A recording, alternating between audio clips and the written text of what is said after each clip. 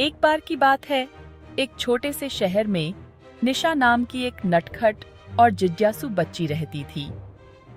उसे नई नई जगहों पर घूमना, सवालों की बौछार करना और जादुई दुनिया के सपने देखना बहुत पसंद था। लेकिन सबसे ज्यादा निशा को प्रकृति से प्यार था। वह घंटों पंछियों को उड़ते हुए देख सकती थी, पेड़ों से सरसराती हवा की आवाज सुन सकती थी और सोचती थी कि अगर वह जानवरों से बात कर पाती तो कैसा होता। हर गर्मियों में निशा अपने दादा दादी के पास जाती थी, जो पहाड़ों के पास एक सुंदर से गांव में रहते थे। और उनके गांव के बिल्कुल पास था एक बड़ा, हरा भरा, रहस्यमय जंगल। निशा के दादा दादी ने उसे हमेशा जंगल में ज्यादा अंदर न जाने की हिदायत दी थी। लेकिन निशा के लिए जंगल डरावना नहीं था, यह तो रोमांचक था, जैसे किसी परियों की कहानी से निकला हुआ। एक सुबह जब निशा के दादा दादी आराम कर रहे थे, उसने जंगल के पास खेलने का फैसला किया। वह घूमती रही, तितलियों के पीछे भागती रही और ऊंची ऊंची घास में उछलती कूदती हुई अपने आप गुनगुनाती रही। उसे पता ही नहीं चला कि वह कब जंगल में बहुत अंदर तक चली गई। उसके आसपास के पेड़ ऊंचे होते गए और रोशनी मध्यम होती गई। निशा अचानक रुक गई। उसे एहसास हुआ वह रास्ता भूल गई थी। अरे नहीं! निशा चिल्लाई, इधर उधर देखते हुए। यह दादी के घर का रास्ता नहीं लग रहा। कि वह घबराने लगी, लेकिन तभी उसे एक धीमी सी हंसी सुनाई दी। छोटी बच्ची, तुम इतनी परेशान क्यों लग रही हो? ऊपर से एक आवाज आई। निशा ने ऊपर देखा और वह दंग रह गई। एक रंग बिरंगा तोता पेड़ की एक डाल पर बैठा हुआ था और उस पर निगाहें गड़ाए हुए था। क्या तुमने अभी बात की? तोते ने अपना सिर टेढ़ा किया। बिल्कुल, मैंने की। तुम क्या सोच रही थी? हम जंगल वाले हर समय बात करते हैं। निशा ने अपनी आंखें मली। यह सच नहीं हो सकता। तोते इंसानों की तरह बात नहीं करते। तोता उड़कर निशा के चेहरे के पास एक निचली डाल पर आ गया। ठीक है, इस जंगल में हम करते हैं। तुम जंगल के उस हिस्से में आ गई होगी जहां जादू अब भी काम करता है। निशा का मुंह खुला का खुला रह गया। जादू? वह आधी उत्साहित, आधी डरी हुई फुसफुसाई। हाँ, तो अब जब हमारा परिचय हो गया है, तुम्हारा नाम क्या है? तोते ने अपने पंख साफ करते हुए पूछा। निशा, मैं खेलते खेलते रास्ता भूल गई। क्या तुम मुझे वापस जाने का रास्ता बता सकते हो? तोता सोचने का नाटक करते हुए दूसरी डाल पर कूद गया। हम शायद, लेकिन इसके लिए तुम्हें पहले मेरे दोस्तों से मिलना होगा। दोस्तों से? निशा ने दोहराया। तभी एक बंदर पेड़ से झूलता हुआ उसके ठीक सामने आकर उतरा, जिससे वह उछल पड़ी। दादा, मैं आ गया, बंदर ने कान से कान तक मुस्कुराते हुए कहा। तो क्या प्लान है तोते? क्या हमें इसे घर भेज देना चाहिए या इसे एक नए जंगल के दोस्त के रूप में रखना चाहिए? निशा ने अपनी पलकें झपकी। तुम्हारा क्या मतलब है इसे रखना? मैं कोई खिलौना नहीं हूँ। उसने गंभीर होने की कोशिश करते हुए अपनी बाहें पार की, लेकिन बंदर के मजेदार चेहरे को देखकर उसकी हंसी छूट गई। अरे, चिंता मत करो, हम तो बस मजाक कर रहे हैं, बंदर ने आंख मारते हुए कहा। लेकिन मुझे बताओ निशा, क्या तुम्हें नहीं लगता कि कुछ देर यहीं रुकना ज्यादा मजेदार होगा?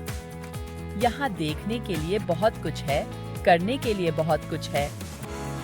हम लताओं से झूल सकते हैं, स्वादिष्ट जंगली फल खा सकते हैं, और तुम सभी जानवरों से मिल सकती हो। निशा झिझकी। मुझे तो बहुत अच्छा लगेगा, लेकिन मुझे सचमुच घर जाना चाहिए। दादी चिंता करेंगी। चिंता? तोते ने कहा, हम तुम्हें कुछ ही देर में घर पहुंचा देंगे, लेकिन पहले क्यों ना एक छोटा सा दौरा कर लिया जाए। तुम्हें बहुत पसंद आएगा। इससे पहले कि निशा कुछ जवाब दे पाती, झाड़ियों से एक आवाज आई। दौरा? क्या किसी ने दौरा कहा? बाहर एक हिरण निकला, जिसकी आंखें इतनी प्यारी थीं, जितनी निशा ने पहले कभी नहीं देखी थीं। मैं तुम्हें आसपास दिखा सकता हूँ। मैं सारी गुप्त जगहें जानता हूँ। हिरण ने दोस्ताना अंदाज में सिर हिलाते हुए कहा। निशा ने एक पल के लिए सोचा, ठीक है, लेकिन बस थोड़ी देर के लिए। और फिर शुरू हुआ रोमांच। जानवर निशा को जंगल में और अंदर ले गए और उसे सारे छिपे हुए खजाने दिखाए। वहां चमकीले रंग बिरंगे फूल थे जो उसने पहले कभी नहीं देखे थे। ऊंचे ऊंचे पेड़ जो आसमान को छूते हुए प्रतीत हो रहे थे, और बिल्कुल साफ पानी की धाराएं। जैसे ही वे चल रहे थे, बंदर ने टूटी हुई शाखाओं और बिखरे हुए कचरे के एक बड़े से ढेर की ओर इशारा किया। इंसानों ने ऐसा किया है, उसने अपना सिर हिलाते हुए कहा। वे यहाँ आते हैं, पेड़ों को काटते हैं और अपना कचरा हर जगह छोड़ देते हैं। निशा ने अपनी भौहें चढ़ा दी। लोग ऐसा क्यों करेंगे? जंगल बहुत सुंदर है। तोते ने आह भरी। कौन जाने, कुछ इंसानों को परवाह नहीं होती है। निशा नीचे झुकी और प्लास्टिक का एक टुकड़ा उठाया। ऐसा लगता है जैसे वे भूल गए हैं कि यह जगह जीवित है, उसने धीरे से कहा। अगर लोग ऐसा करते रहे तो कोई जंगल नहीं बचेगा। हिरण ने सिर हिलाया। बिल्कुल ठीक, यह हमारा घर है। यह वर्षों से यहाँ है, लेकिन इसे सुरक्षित रखना कठिन होता जा रहा है। निशा के दिल में दर्द हुआ। उसे यह सुनकर अच्छा नहीं लगा कि जंगल खतरे में है। ठीक है, शायद मैं मदद कर सकती हूँ। मेरा मतलब है, अगर लोगों को समझ में आ जाए कि यह जगह कितनी अद्भुत है, तो शायद वे इसे नुकसान नहीं पहुंचाना चाहेंगे। बंदर एक पेड़ पर चढ़ गया और मुस्कुराया। तुम एक समझदार बच्ची हो निशा, हो सकता है कि तुम उन्हें सिखा सको। निशा मुस्कुराई। हो सकता है कि मैं सिखा दूं। तभी तोते ने अपने पंख फड़फड़ाए। ठीक है, बहुत हो गई गंभीर बातें। माहौल थोड़ा हल्का करते हैं। मेरे पीछे आओ निशा। मेरे पास तुम्हारे लिए एक आखिरी सरप्राइज है। वे उसे एक चट्टान के किनारे पर ले गए, जहां से पूरा जंगल दिखाई देता था।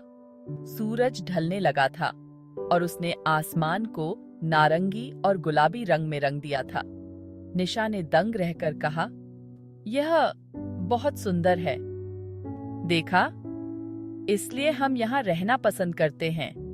तोता उसके कंधे पर उतरते हुए बोला। तुम वापस आओगी, है ना? निशा मुस्कुराई। उसका दिल खुशी से भर गया। बिल्कुल आऊंगी, अब तुम मेरे दोस्त हो। बंदर ने उसे अलविदा कहा और तोता निशा को वापस जंगल के रास्ते ले गया। इस बार वह उसे सीधे उस रास्ते पर ले गया जो उसे उसके घर ले जाता था। जैसे ही वह अपने दादा दादी के घर के पास पहुंची, उसने पीछे मुड़कर देखा तो तोता पेड़ों में गायब होने से पहले उसे आखिरी बार सिर हिलाकर अलविदा कह रहा था। उस रात जब निशा बिस्तर पर लेटी थी, तो वह अपने नए दोस्तों और उनके जादुई जंगल के बारे में सोचे बिना नहीं रह सकी। उसने सिर्फ एक दिन में बहुत कुछ सीखा था। हो सकता है, उसने सोचा, वह इसकी रक्षा के लिए कुछ कर सके। लेकिन अभी के लिए वह सो गई और अपने अगले रोमांच का सपना देखने लगी। आगे जारी रहेगा।